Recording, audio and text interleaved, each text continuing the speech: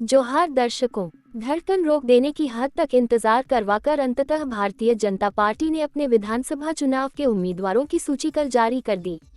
प्रत्याशियों की लिस्ट के जारी होने के साथ ही कई लोग जो पार्टी में सिर्फ टिकट मिले तो चुनाव लड़ेंगे वाली सोच के साथ जी रहे थे। वैसे नेताओं का पार्टी छोड़कर भागने का सिलसिला जारी है। आज ऐसे ही पार्टी छोड़कर अन्य दल में जाने की जुगत में लगे नेताओं की बात करेंगे।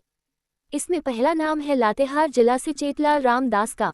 भारतीय जनता पार्टी से लातेहार विधानसभा प्रत्याशी बनने की राजनीतिक समीकरण बनाने में लगे चेतलाल रामदास जैसे ही देखे कि पूर्व विधायक प्रकाश राम का पलड़ा भारी हुआ, ये लग गए दूसरी पार्टी से समीकरण बनाने में।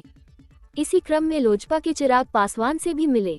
वैसे तो लोजपा एक सीट पाकर अब शांत है, मगर चिराग पासवान ने एनडीए से साथ न मिलने पर ऐसी सीटों पर अकेले भी प्रत्याशी उतारने के संकेत दिए थे। वैसे में चेतलाल चिराग की पार्टी से प्रत्याशी बनने की फिराक में थे, मगर अब समीकरण बदल गया है, तो ऐसे में चेतलाल कांग्रेस और झामुमो में संभावना तलाश रहे हैं।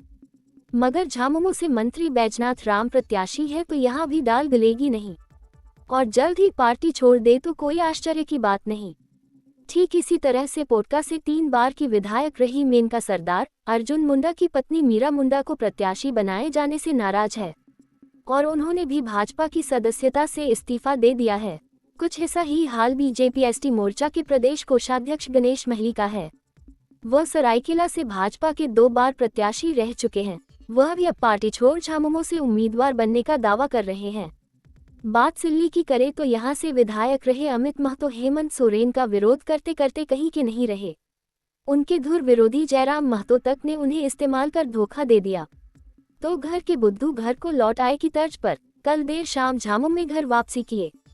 ऐसे अवसरवादी नेताओं का सिलसिला भी और आगे बढ़ेगा। कतार में लुइस मरांडी भी शामिल हो गई है, जिन्हें पर बरहेट से चुनाव लड़ने कहा गया तो उन्होंने इनकार कर कहा कि इससे अच्छा घर बैठेगी।